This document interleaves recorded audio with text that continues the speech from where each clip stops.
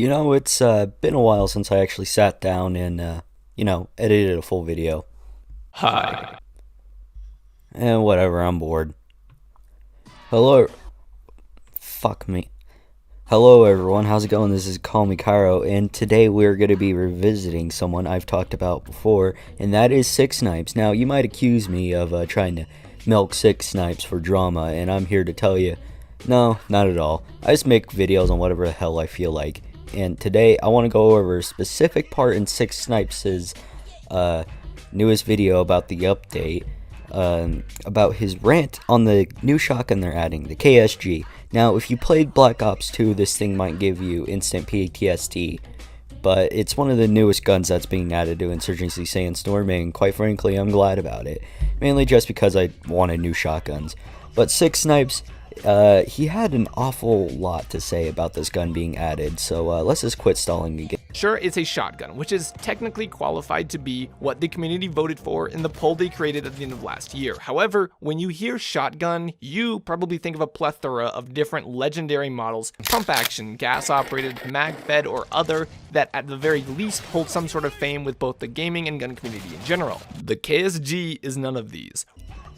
Alright, Six Snipes, that's just a straight up lie. I can understand if you yourself weren't familiar with the KSG, but acting like it's some sort of unknown gun when it's been in two very fucking massive Call of Duty games, and one of them, it was infamous for having insane range just because of the fact it was a slug gun, and it was also featured within the John Wick films. It's safe to assume people know what a damn KSG is. Is a gun whose uses are exclusively first world policing forces at best, but more realistically redneck civilians sold on that "this ain't your daddy's shotgun" line peddled on the website at worst, i.e., where does this fit into the setting of a Middle Eastern conflict?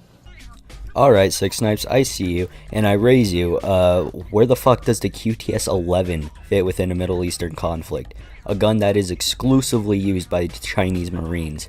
And the closest we can get to a Middle Eastern conflict is anti-piracy measures. You know, the fucking ocean.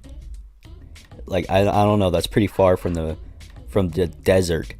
Overwhelmingly prefer more tried and tested models such as the United States Marine Corps standard M1014, which everyone knows and has tons of fans, or else if you really want to stick with the pump action, the Franti Spaz 12, or any other number of those famous Italian shotguns everyone and their dad is aware of.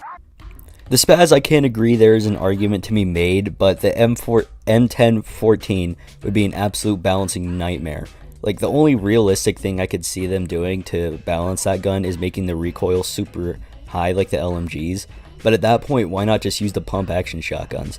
As for the tons of fans comment, you show earlier a bunch of just people owning like the fucking KSG, so that kind of also disproved your point earlier that nobody knows what the KSG is. When people voted to add shotguns, I imagine they were thinking of iconic classics like the trench gun or Mossberg, and not something nobody, including myself, had knowledge of prior to this update. And Nah, Six Snipes, plenty of people know about it. You yourself just didn't know about it and assume everyone just shares your way of thinking. does not really actually hold up upon closer inspection in this setting. This weapon is a gimmick gun, which isn't even the first to have a feature like it does and is not used by anyone. Who gives a shit if the gun in real life has issues? The game doesn't have like weapon jamming and shit, so who the fuck cares? You're absolutely sold on the idea of a double capacity shotgun, the UTS-15 carries the identical function of two 7-round 12-gauge tubes and is moreover actually used by the special forces of a nation that is central to the setting, and unlike the KSG, makes sense. I will say that yes, that would have been a cool addition, but let's compare a few things, alright? Now, here's the shows, video games, movies, whatever, that the UTS-15 has shown up in. Notice something, it's quite limited. Now, here's what the KSG has been in. Notice something, it's a lot more than the UTS-15. So much for being an unknown shotgun, right, at Six Snipes? Now, if the update wasn't a prison theme, like, I'd be more inclined to agree with you, but you yourself mentioned that it's used by police forces. Its purpose was like police forces. So can anyone remind me the theme of Operation Glass House, please? Huh. So a prison update is adding police weaponry. Huh. Is this terrible? No. Could it be in the setting? Sure. Is it as unrealistic as the Desert Eagle, FAMAS, and P90 being readily available to the terrorists? Certainly not. But The Deagle being unrealistic? Okay, yeah, that does have a point, right? But the FAMAS and P90, what? like both of these guns are pretty old, you know that, right? And they have been found with terrorists and rebels like all the time. And also, to extend on the P90 thing, the theme of the last update was like fancy and expensive type shit, right? Because like the map was a casino, the mode was like escorting a VIP in a business suit, and like PMCs and shit like that, right? So the P90 was kind of like their answer to, all right, what's like a fancy or kind of like expensive gun we could give to the terrorists, right? Well, the P90 is that. It's a fancy gun. Have you tried to see how that thing shoots compared to like just a regular SMG? it's undeniably a disappointment, especially when it makes what is ultimately a pointless modification to a weapon which already exists within its class, as opposed to helping out an entire class which hasn't had significant development since people still thought vines were funny, or else making a functionally different shotgun. Now about that. In real life, this weapon contains the ability, and really the whole point of it is to utilize the toggle between the two tubes to effectively have something which can switch back and forth between ammunition types. Generally something like a lethal shell, and then something like a rubber slug or assault shot for riot control, which is probably the logic as to why it belongs in a prison. However, without this feature, it appears to be literally a double capacity variant of a gun which was already capable of topping itself off without switching magazines or ammunition belts to begin with, and virtually never runs out of ammo in practice already. Without this feature, the KSG is almost certainly going to be as underwhelming as I think. It's just another pump action 12 gauge. You can apply this extremely flawed logic to pretty much every gun in the game. The M4A1 does the same job as the AUG does, being an automatic rifle. So fuck it. Remove all the exact same like automatic rifles. Doesn't matter if they have like other attachments and shit. They're automatic rifles that pretty much serve the exact same purpose, right? In another game like COD, for example, that doesn't have hyper lethality, where one shot is enough to kill players, this argument could have a leg to stand on. But again, because in Insurgency, 1 or 2 bullets is enough to just take you out. Why would they bother adding new guns if it only takes that, right?